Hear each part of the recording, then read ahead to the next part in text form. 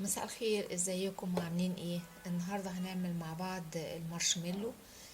بس انا هعمله النهارده بالسكر الدايت، يعني هعمله للناس اللي بتعمل رجيم او عندها سكر. الاطفال كلها بتحبه. ودلوقتي بقى في نسبة كبيرة اطفال عندهم سكر.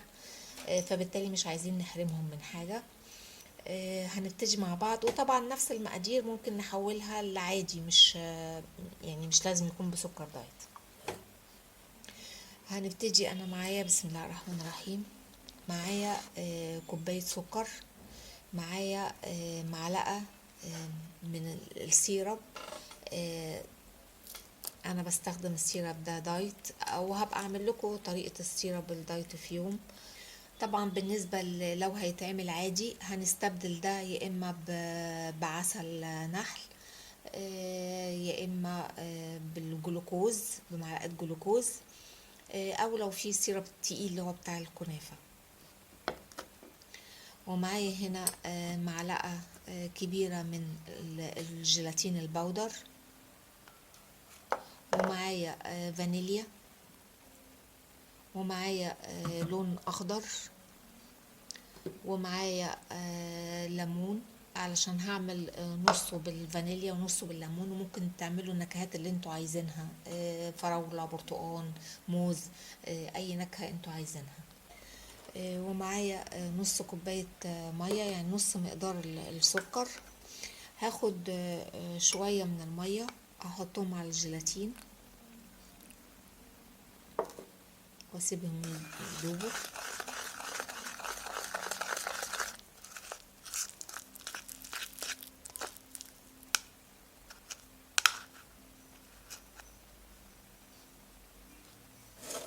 دوبت الجيلاتين زي ما حضراتكم شايفين. وهنا هبتدي احط السكر بتاعي،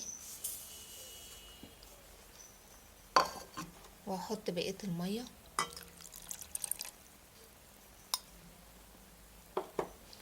واحط عليهم المعلقة الكبيرة بتاعت السيرب، وهروح احطهم على النار.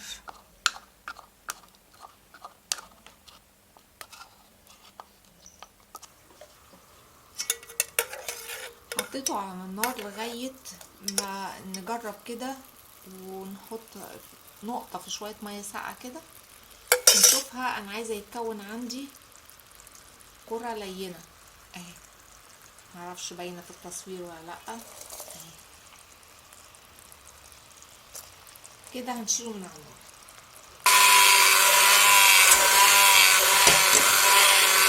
كده بنضرب في الجيلاتين وهنبتدي ننزل عليه بالسيرب كده وهو سخن على النار، على درجة متوسطة.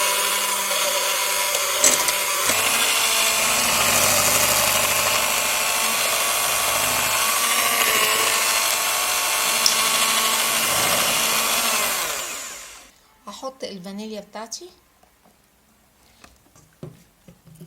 حضراتكم شايفين لونه بقى عامل ازاي؟ افتح واتضاعف حجمه.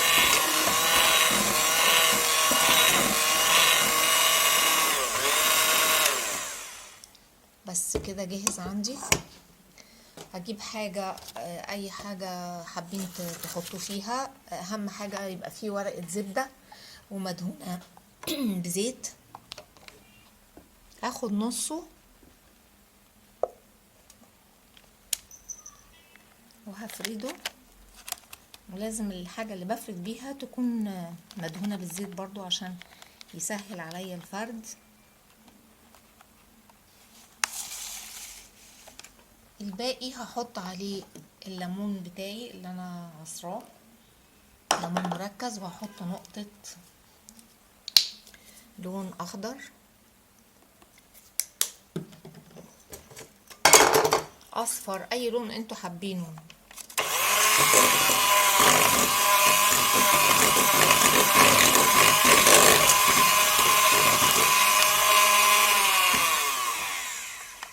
وهبتدي برضو اصبه على الجزء اللي احنا صبناه. هبتدي افرد الاخضر احط طبقة تانية من اللون الاخضر.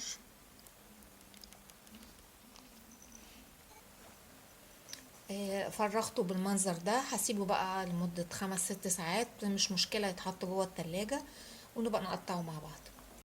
المارشميلو بعد ما جمد فرشت تحتيه نشا، وهرشه بالنشا عشان وانا بقطعه ما يلزقش في السكينة بتاعتي.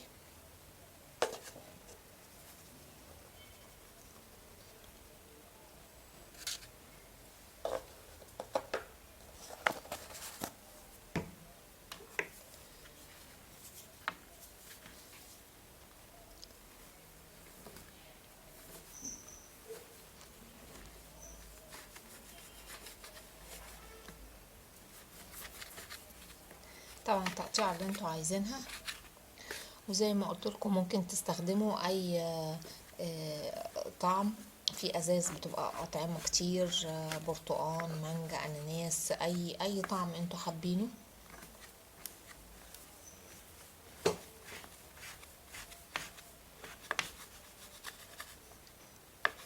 وبرضو ممكن تحطوا لهم اللون اللي انتوا تفضلوه.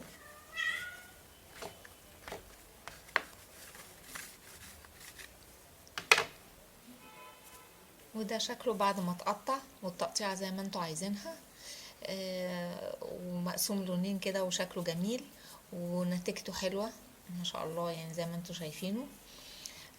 يا رب لو عجبكم الفيديو تعملوا لايك واشتراك في القناة وتجربوه، وكده ما نبقاش حرمنا الناس اللي بتبقى عايزة حاجة دايت تبقى بتاكل كل حاجة. ان شاء الله اشوفكم في فيديو جديد.